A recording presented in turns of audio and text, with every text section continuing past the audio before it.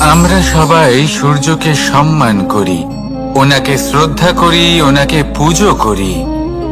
এই সূর্য আমাদের শক্তি প্রদান করেন, প্রকাশ প্রদান করেন।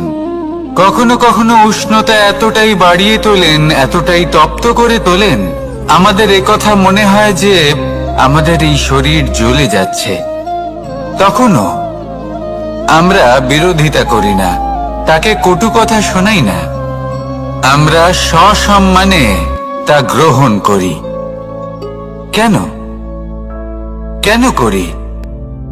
কারণ আমরা জানি যে সন্ধেবেলা যখন সূর্যাস্ত হবে তখন শুধুমাত্র অন্ধকার বাকি থাকবে। ঠিক কিছুটা এরকমই হয় আমাদের মাতা পিতাও, যিনি আমাদের জন্ম দেন, আমাদের ভরণ পোষণ করেন, আমাদের বড় করেন, আমাদের প্রেম প্রদান করেন।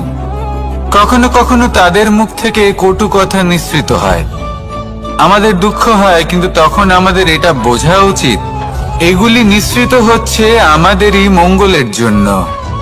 যেমন সূর্যদেব, উনিও উত্তাপ দিয়ে থাকেন আমাদেরই মঙ্গলের জন্য, যাতে ফসল পাকতে পারে, যাতে জল বাষ্প হয়ে মেঘ হতে পারে, বৃষ্টি হতে পারে, আর এই সংসারে নিরন্তর জলের প্রবাহ থাকে।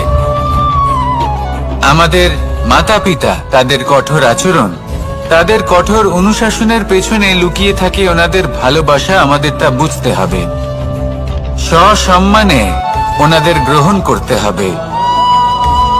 কারণ ঠিক সূর্যাস্তের পরে যেমন চতুর্দিক অন্ধকারচ্ছন্ন হয়ে যায়, তেমনি আমাদের জীবন থেকে যখন আমাদের মাতা পিতা চলে যায় তখন আমাদের জীবনেও শুধু এবং শুধুমাত্র অন্ধকারই ছেয়ে থাকে।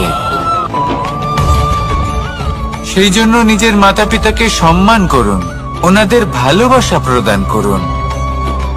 এই মন আর এই জীবন প্রসন্ন হয়ে বলবে রাধা রাধা।